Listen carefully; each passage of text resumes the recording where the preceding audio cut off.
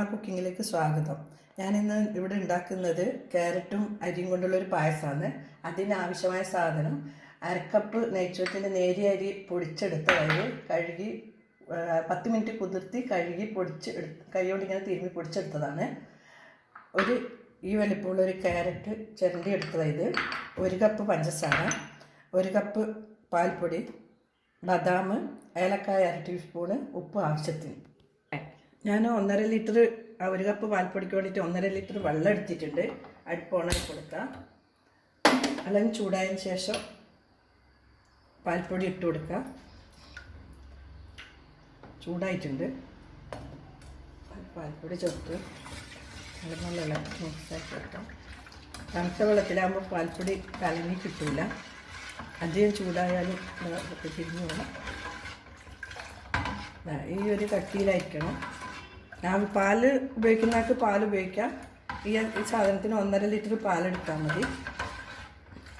പാൽ തിളച്ച് വരുമ്പോഴേ നമുക്ക് സാധനങ്ങൾ ചേർത്ത് കൊടുക്കാം. പാൽ നല്ലപോലെ ചൂടായിട്ടുണ്ട്. നമുക്ക് അരി ചേർത്ത് കൊടുക്കാം.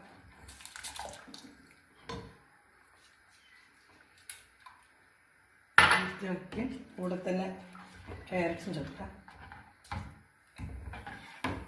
ഇതൊരു 10-20 മിനിറ്റ് ഇത് രണ്ടും കൂടി വേവിക്കണം. പാൽപ്പൊടി ഞാൻ ഉപയോഗിക്കുന്നത് പാലാകുമ്പോൾ കട്ടി കുറവായിരിക്കും. അതിൻ്റെ കൂടെ കണ്ടൻസ്ഡ് മിൽക്കൊക്കെ ചേർക്കണം. പാൽപ്പൊടി ആകുമ്പോൾ അതിൻ്റെ ഒന്നും ആവശ്യം വരില്ല. നല്ല ടേസ്റ്റാണ്. ഞാൻ അധികം എല്ലാ പായസവും പാൽപ്പൊടിയിലാണ് ഉണ്ടാക്കൽ. പാൽപ്പൊടി കലക്കി പാലാക്കിയിട്ടാണ് ഉണ്ടാക്കൽ. അതുകൊണ്ട് നല്ല ടേസ്റ്റുള്ളത് അതാണ്. ഇത് അധികം നോർത്ത് ഇന്ത്യൻ പായസമാണ്. നോർത്ത് ഇന്ത്യൻസ് ഉണ്ടാക്കുന്നതാണ്. എന്തൊരു ഫങ്ഷൻ ഉണ്ടെങ്കിലും അവർ ഇതാണ് ഉണ്ടാക്കുക. പഞ്ചസാര പിന്നെ ഇട്ട് കൊടുക്കുക. നമുക്കിത് തിളച്ച് വരുമ്പോൾ ചെറിയ തീയിലാക്കി കൊടുക്കാം. പതച്ച് വന്നിട്ടുണ്ട്. പിന്നെ ഇത് ചെറിയ തീയാക്കി കൊടുക്കാം. ചെറിയ തീയാക്കിയിട്ടുണ്ട്. ഒരു 20 മിനിറ്റ് ഇതിൻ്റെ ഹാഫ് അടച്ചു വെക്കാൻ പാടില്ല, അല്ലെങ്കിൽ പതച്ച് മറിഞ്ഞു പോകും. ഇടയ്ക്കിടയ്ക്കൊന്ന് ഇളക്കി കൊടുക്കണം. അടുക്കി പിടിക്കാതെ നോക്കണം. ഇളക്കി വെച്ചാൽ പിന്നെ പായസത്തിൻ്റെ ആകെ ടേസ്റ്റേ മാറിപ്പോവും. തുറന്ന് നോക്കാം. ചെറിയ തീയിൽ 20 മിനിറ്റ് പതപ്പിച്ചതായത് അരിയും ക്യാരറ്റൊക്കെ നല്ലപോലെ വെന്തിട്ടുണ്ട്. പാലൊക്കെ കട്ടിയായതാ നല്ല ഇതിൽ വന്നിട്ടുണ്ട്. അതിലേക്ക് നമുക്ക് പഞ്ചസാര ചേർത്ത് കൊടുക്കാം. പഞ്ചസാര ചേർത്ത് നല്ലപോലെ മിക്സ് ചെയ്ത് ഒരു 5 മിനിറ്റ് പഞ്ചസാര ചേർത്തതിന് ശേഷം വേവിക്കണം. ബദാം ചേർക്കുന്നുണ്ട്.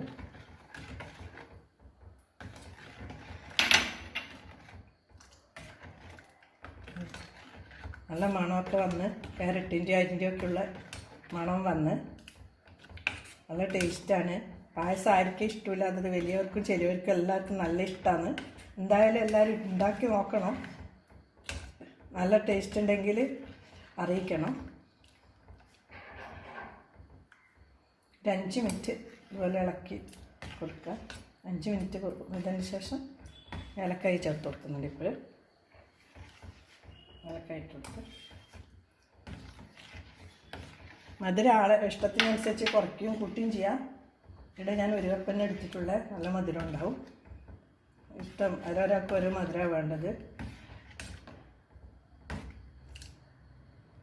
ഇവിടെ ഞാൻ അധികം ഉണ്ടാക്കുന്നൊരു പായസമായത്.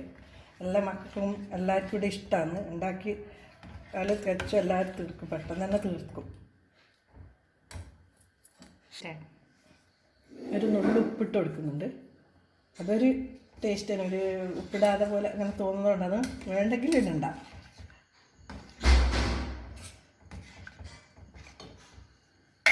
ഏകദേശം ആയിട്ടുണ്ട്. ഇതിനൊക്കെ കുറച്ച് തീ കൂട്ടി കൊടുക്കാം. നല്ലപോലെ തിള വന്ന് പറിച്ചോട്ടെ.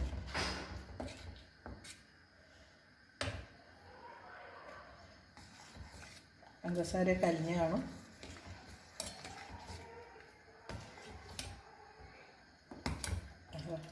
നല്ല കാണാൻ തന്നെ നല്ല ഭംഗിയില്ലേ. അപ്പോൾ ഒരു പ്ലേറ്റ് ഉണ്ടാക്കി കൊടുത്താൽ നല്ല ഭംഗിയും ടേസ്റ്റും എല്ലാം ഉണ്ട്.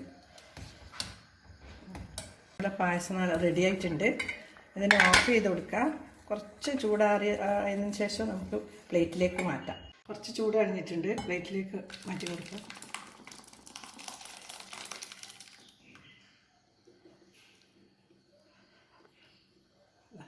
നല്ല ക്യാരറ്റ് പായസം റെഡി. നല്ല ടേസ്റ്റുള്ള പായസമാണ്.